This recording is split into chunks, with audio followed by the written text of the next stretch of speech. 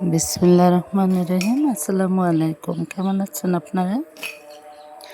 আমি আজকে নীলকণ্ঠ গাছের ছবি নিচ্ছি। দেখুন আমার বাগানে নীলকণ্ঠ গাছ আছে, ছোট, এখনো বড় হয়নি। আমার একটা মেহেদি গাছ আছে, সেটা পেঁচিয়ে ফেলেছে একদম।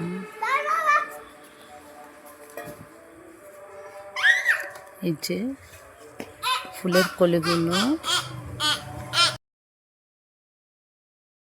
আমি চা তৈরি করি, চা খাই। নীলকণ্ঠ ফুল এবং পাতার আমি চা খাই, কিন্তু এটা অনেক উপকার আছে,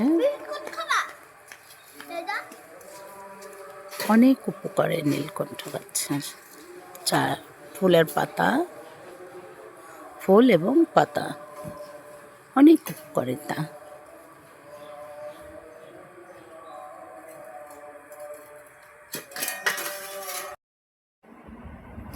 কেটলিতে পানি দিয়েছি, গরম পানি দিয়েছি, এখন ফুল দিয়ে দেব। ফুল দিয়ে দেব, কেউ বলে অপরাজিতা, অপরাজিতা, আর কেউ বলে নীলকণ্ঠ। তা এখন একটা ফুটিয়ে নেব। ফুল দিয়ে ফুটিয়ে এখন চা তৈরি হচ্ছে।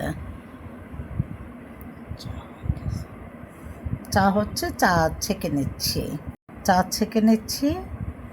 এখন আলহামদুলিল্লাহ এত সুন্দর একটা কালার আসছে, তা কি করে বোঝাবো, আপনারা দেখতেই পাচ্ছেন। ইনশাল্লাহ আপনারা তৈরি করে খাবেন। এটা ক্যান্সার প্রতিষেধক, তারপরে হচ্ছে অনেক বিভিন্ন ধরনের রোগ আলহামদুলিল্লাহ এটা ভালো হয়। এবং এই চাটা খাওয়া অনেক উপকার, অনেক উপকার, অনেক রোগের সেবা। ভালো থাকবেন, সুস্থ থাকবেন, আমার জন্য দোয়া করবেন, সাবস্ক্রাইব করবেন। আসসালামু আলাইকুম।